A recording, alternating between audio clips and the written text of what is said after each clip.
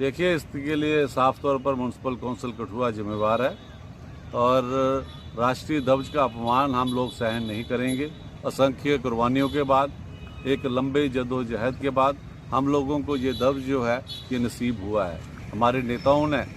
इस देश के लिए जो कुर्बानियाँ दी हैं, और आज जब हम तिरंगे की बात करते हैं कि हर घर में तिरंगा होना चाहिए, हर दफ्तर में तिरंगा होना चाहिए, तो ये सब उनकी ही देन है। अगर हम तिरंगे को इस शानदार तरीके से हमने यहाँ पे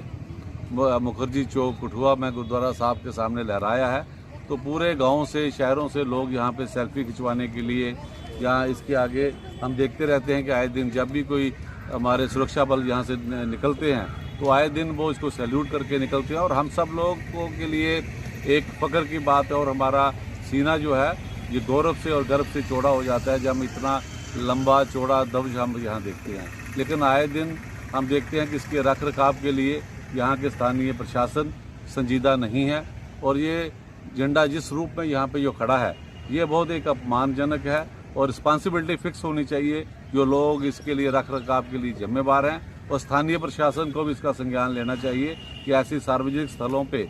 जब हम हमारी राष्ट्रीय धरोहरें यहाँ पे लहराती हैं तो वो उतनी ही शान से लहरानी चाहिए जितने शान से हम दावे करते हैं, और जितने शान से हम लोगों ने इस तिरंगे के प्रति, संजीदगी के प्रति हमने इस तिरंगे को अपने दिलों में बसा के रखा हुआ है। मात्र सस्ती लोकप्रियता के लिए जो लोग अनाप शनाप बयान देते हैं, हम उन लोगों को भी चेतावनी देखना चाहते हैं कि तिरंगा हमारे लिए आन बान शान का मामला है, और ऐसी चीज़ें, ऐसी जो उन्होंने यहाँ पे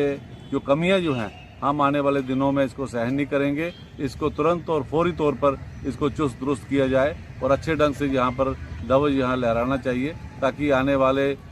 नस्लों के लिए ये तिरंगा जो है हमारी शान का, हमारे मस्तिष्क को ये ऊंचा करता है कि हम गर्व से कह सकें। कोई बाहर से भी आता है कि चलें हम मुखर्जी चौक कठुआ में गुरुद्वारा साहब के सामने, वहाँ पे हम एक सेल्फी ले लें, और हम अपने मोबाइल में जैसे कोई डीपी लगाते हैं, जहाँ प्रोफाइल पिक लगाते हैं, वहाँ लगा के रखें। तो लोग इसके लिए रख रखाव के लिए जिम्मेदार हैं, उनको हम चेतावनी भी देते हैं कि आगे से ऐसी गलती ना हो पाए, और फौरी तौर पर इसको चुस्त दुरुस्त किया जाए, और एक रिप्लेसमेंट के तौर पर बढ़िया एक झंडा यहाँ जो है इसको इमीडिएटली रिप्लेस किया जाए, ताकि हम सब के लिए ये एक प्रेरणा सूचक, और हम सब के लिए ये जो झंडा है हमारी शान के साथ हम कोई समझौता नहीं कर सकते। जी, सबसे पहले तो मैं ये कहना चाहूँगा कि ये तिरंगा जो लहरा रहा है आसमान में इतनी बुलंदी के ऊपर, ये भारत की शान है, भारत की आन है, बान है, और ये सदा यूं ही लहराता रहे। इसके लिए हज़ारों लाखों लोगों ने कुर्बानियाँ देकर ये इस झंडे को यहाँ ऊंचा फहराने में और उसको यहाँ तक पहुँचाने में अपने जान निछावर की है, और देश पे अपने बलिदान दिए हैं। तो कठुआ में आज मुखर्जी चौक में देखा, मुझे थोड़ा दुख लगा इस बात का कि तत्काल प्रभाव से जो ये झंडा जो ये फटा हुआ झंडा जो लहरा रहा है, ये दुख की बात है कि इसका मतलब उसको जल्द से जल्द इसे चेंज करना चाहिए, क्योंकि ये मुझे लगता है ये एक किस्म से उन शहीदों का अपमान होता है, उन देशभक्तों का अपमान है। हमारे संविधान में जो सम्मान दिया गया है तिरंगे को, ये संविधान का भी मैं कहूँगा कि उसकी भी अनदेखी की जा रही है। इसलिए मेरी रिक्वेस्ट है उन सभी से, जितने भी लोग जो मतलब यहाँ पब्लिक रिप्रेजेंटेटिव हैं, यहाँ जो नागरिक हैं, जो